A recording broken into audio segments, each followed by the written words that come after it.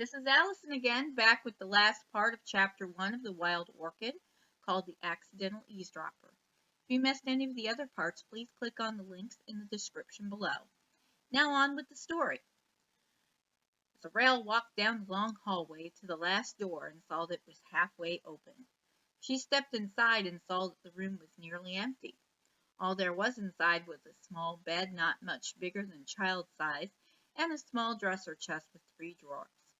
The walls were devoid of any pictures or other decorations except for the full-length mirror on the wall.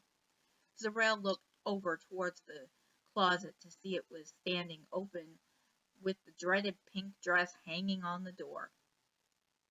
She took it down off the padded hanger and hesitated for a few minutes until she reached the inevitable. She had no choice but to put on the dress. Only Eloise could ever get her to wear pink. She had put on the dress and looked at herself in the mirror and thought it didn't look too bad, although the delicacy of the fabric made her feel a little funny. She wasn't used to wearing anything fancy. Her father only allowed her to wear plain dresses, and even when she was away at nursing school, she didn't go out much and only owned one evening gown that her father didn't know about. It was a blue flapper with multi-layers of fringe that barely went to the knee. If her father had known that she had bought such a thing, with the meager allowance he gave her that she had saved over months, he would have burned it. It was one of the reasons she kept it locked in the bottom of her hope chest in a dress bag. She had just put on her pearled hairpiece when she heard voices in the hallway. She saw the doorknob turn, and one of the voices she realized belonged to her father. She didn't want to be confronted by him, so on instinct she ducked into the closet so she wouldn't be seen.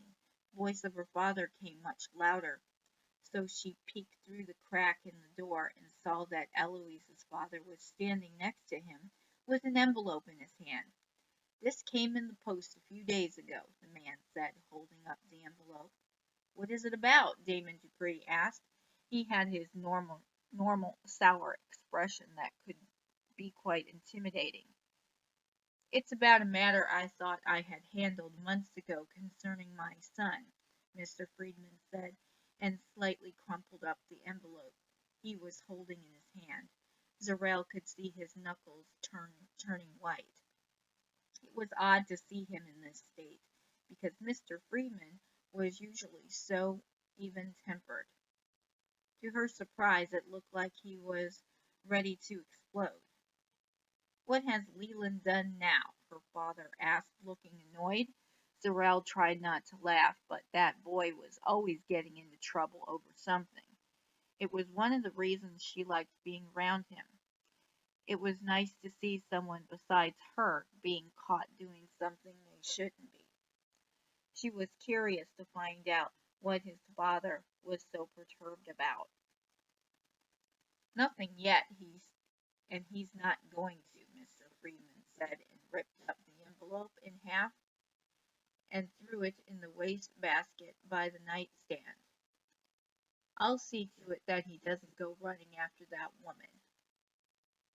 "What does the letter say?" Damon asked. Zorell looked on in curiosity, but still careful not to be seen. Mr. Freeman's face looked flushed. "Only that she was in some sort of accident, but the idea of her dying is preposterous.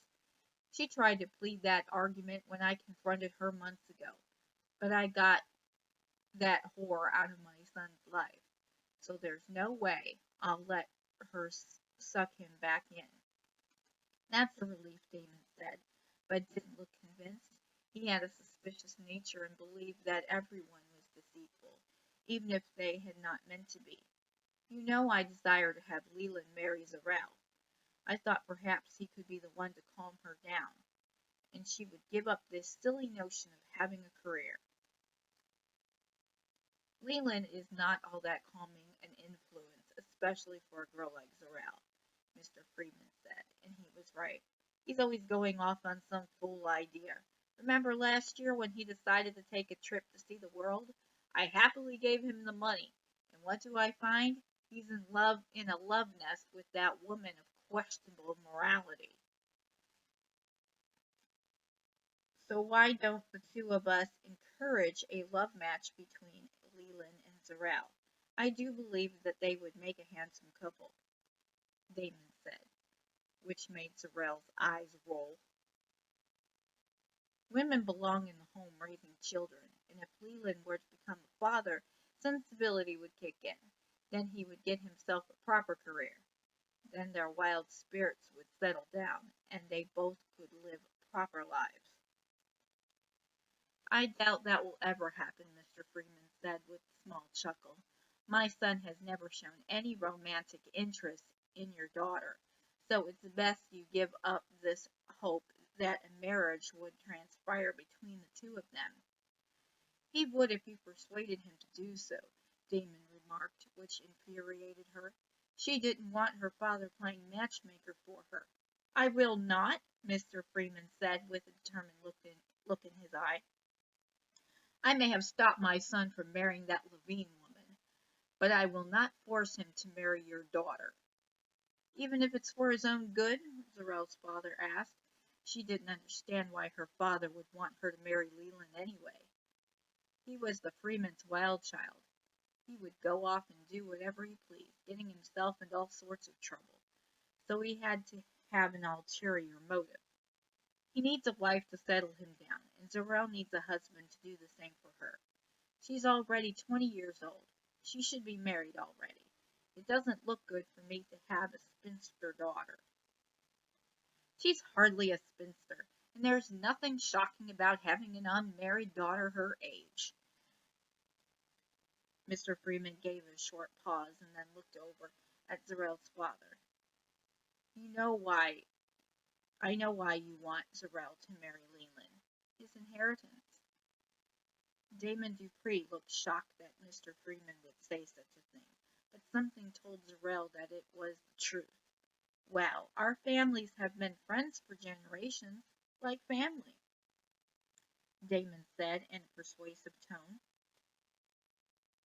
It was a tactic he used in making his business deals, but Zorell refused to have her life become another one of his acquisitions. Isn't it better to keep all that money in the family? She was about to lose her temper and wanted to burst out of the closet and give him a piece of her mind. But she remembered that she was a mere eavesdropper and couldn't make her presence known. I want Leland to marry a proper girl, but for love. Shanae Levine isn't that girl, but neither is Zorell, Mr. Freeman said and walked out of the room. She saw her father look into the trash can where Mr. Freeman dropped the letter and then turned and walked out. One name stuck in Zorell's mind, Shanae. That was the girl that Leland mentioned, the one that made him so miserable.